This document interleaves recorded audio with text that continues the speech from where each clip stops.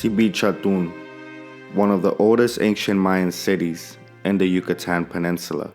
The site has been inhabited continuously since 900 BCE, or the Middle Pre-Classic period, until the arrival of the Spanish in the 1500s. The city was built in the flat coastal plains of North Yucatan, some 22 kilometers or 13 miles south from the Gulf of Mexico and the coastal salt production. Over 8,000 structures have been documented around the current archaeological site. At its peak, some 40,000 inhabitants lived in the city and surrounding areas. I will try to take you on a tour of the site while sharing some of the history behind the city. This map shows the current archaeological site. We will begin by exploring Structure 36, as this will be one of the first buildings you will encounter. Structure 36 is a 4-tier pyramid located northeast from the central plaza. From ceramics found during excavation, the pyramid has been dated between 900 and 1000 CE to the Florescent period. At a height of 9.8 meters, or 32 feet, it is one of the tallest structures in Dzibilchaltún. The main set of stairs face south towards the central plaza. Walking up the stairs, we make it to the top floor of the pyramid, where a temple once stood. No vault or foundation stones have been found, and it's believed the temple was built from perishable materials, such as wood and palm roofs, as traditional houses still made in the Yucatan today. After centuries, all that remains is the floor of the temple.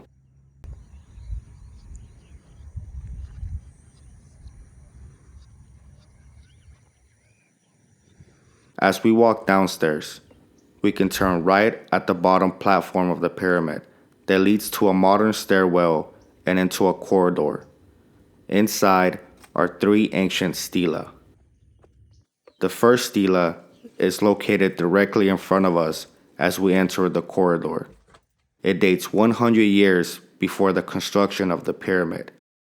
The condition is very poor, and very little is visible of the original carving. In the many books and articles I read, I couldn't find reliable information about the stela. So if you have any, please leave a comment below. For now, I'll leave you with a detailed view of it.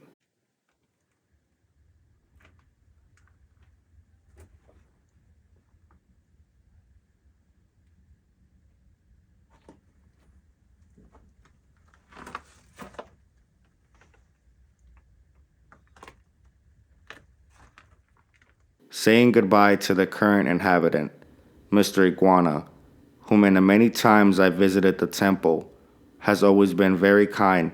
We can get up and continue down the corridor. Here are plastered copies of Stela 19 and 18. Both once formed a single stone. During its lifetime, it was drilled, broken up, and used in the construction of the temple. Stela 19 is the top portion, and it shows the face of the ruler it belonged to.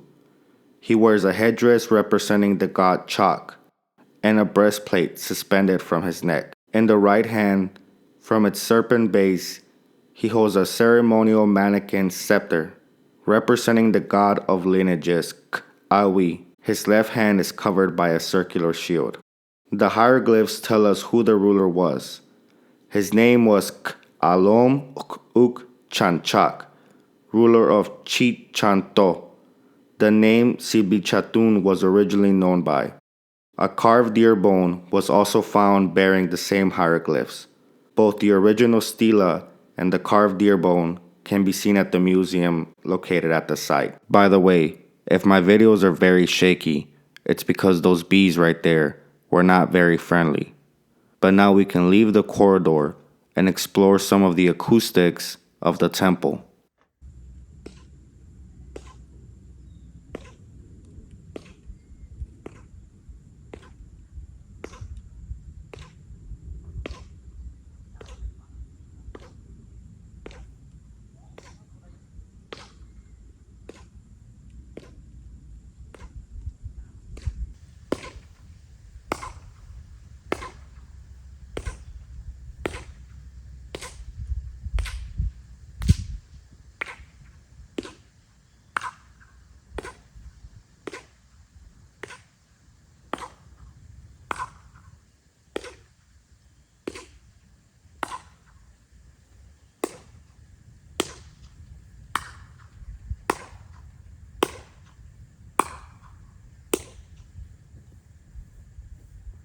We are now facing the east side of the pyramid. Each side has steps leading up to each tier. I will leave you with a quiet video of the climb.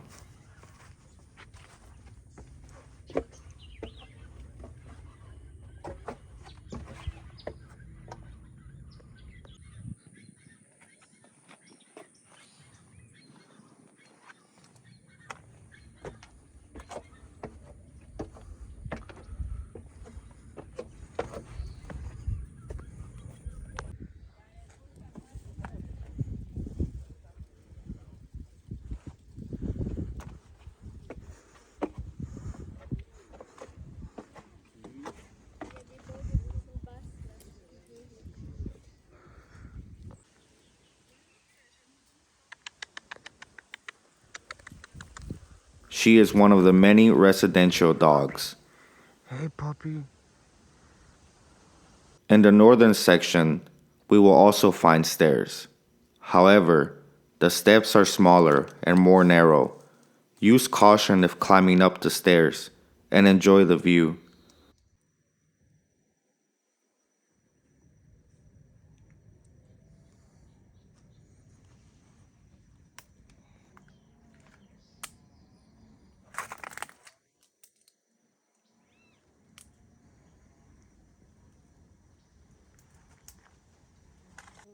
The west section will be our last view of structure 36.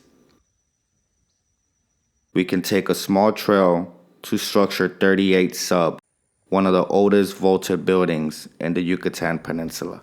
38 sub is a small rectangular vaulted building constructed during the late Phase 1 or early Phase 2 between 200 and 400 CE. The early phase architecture is distinct in its features. Vaults were made from flat, unworked stone slabs, corbelled on each side until they met at the middle and could be capped off by a final massive stone slab. The walls are built from true masonry work stone that bear the weight of the structure. The walls and ceilings were then covered over with thick layers of stucco plastered. Several features of 38 sub strongly indicate it was constructed or used as a temple or oratory and was dedicated to ceremonial functions during the early period. Some of the indications are 38 sub's position relative to the surrounding structure, sharing the same platform. The platform also gave 38 sub an artificial height advantage. Another indicator is its orientation towards the west, as were temples and oratories. During the pure Florescent period, from 850 to 1000 CE, a larger structure was built. It is believed structure 38 shared the same religious purpose as the previous building. However, very little of the structure was found. The style of construction of structure 38 was made from megalithic stones, much different from earlier period construction. Sometime after structure 38 fell to ruins, later tribes dug a trench into sub 38 and used it for religious activities until the Spanish arrived. Today, all that remains from structure 38 is the front set of stairs and the megalithic stones that made up its walls.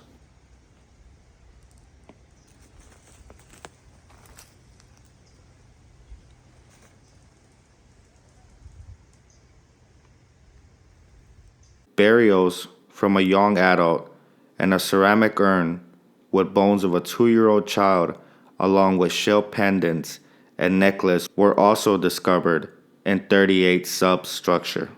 We will now begin by exploring the surrounding buildings, starting with structure 38-5, a rectangular vaulted building with 5 rooms. The first 2 rooms we are looking at right now. Its masonry is similar to structure 38 sub. The stones were joined with an overabundant use of mud mortar called cancap.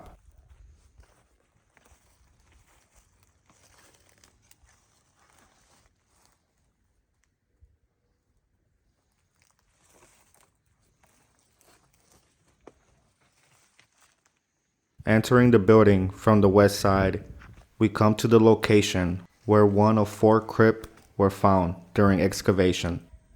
The crypt was made after the room was constructed and contained the skeleton remains of a grown male and the disarticulated bones and ashes of an infant, along with 14 funerary objects. After the 2 burials, a new floor was laid, and a wall-to-wall altar was made on the north section of the room.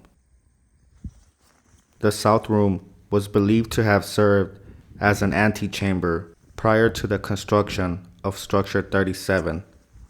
Starting in the west side of the south room, we are at the location where an urn burial was found.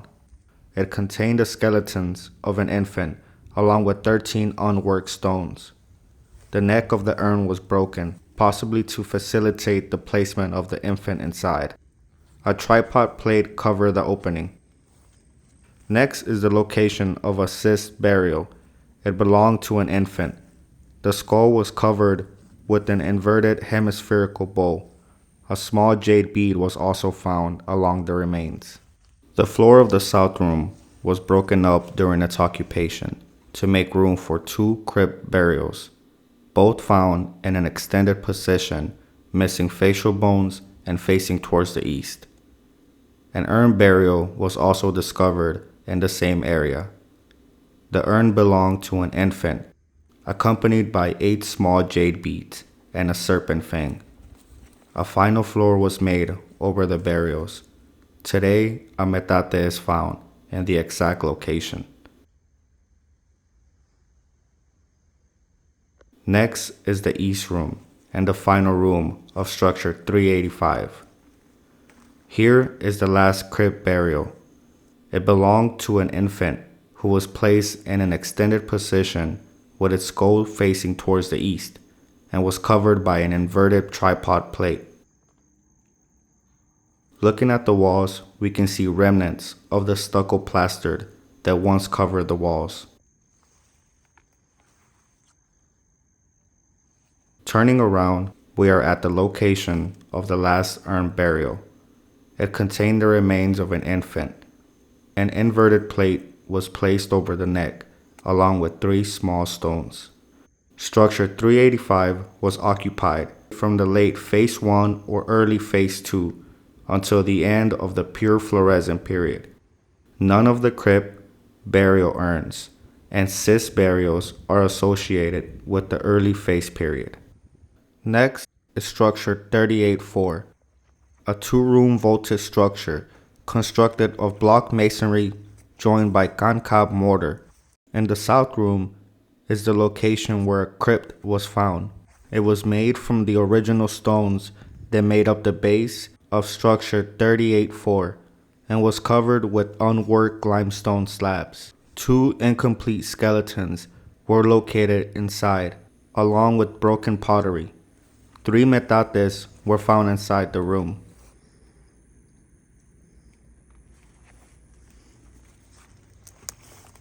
The second room is the north room. After its construction, the walls and floor were stuccoed, along with blocking the door to the south room and building a wall-to-wall altar on the south wall.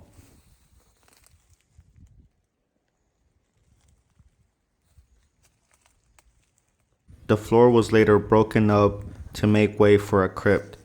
No skeleton bones were found. However, the bottom was covered with a fine layer of ash along with ceramic objects. A burial urn was also found on the northwest corner of the room. It contained the remains of an infant. The neck of the urn was covered with an inverted plate. Structure 38-6 was associated with the construction of Structure 38 during the pure Florescent period. It's made from cut limestone blocks and joined with lime mortar. During excavation, 3 crypt and 2 burial urns were uncovered. This is the location where one of the crypt were found. It contains skull fragments oriented towards the east, along with a broken tripod plate. In one of the center rooms, another crypt was found. Skull fragments facing towards the east, along with an incomplete hemispherical bowl, were also uncovered. 2 burial urns were also discovered in the same location. However, no skeleton remains were found, possibly due to disintegration. The last crypt is found in the next room. A hemispherical bowl was found in the center of the crypt, but no skeleton remains were found. This will be our last view of structure 38-6. The last structure I will show in this video is structure 37. Enjoy the climb. I will be uploading a part 2 and 3 of the tour. Thanks for watching and enjoy your visit.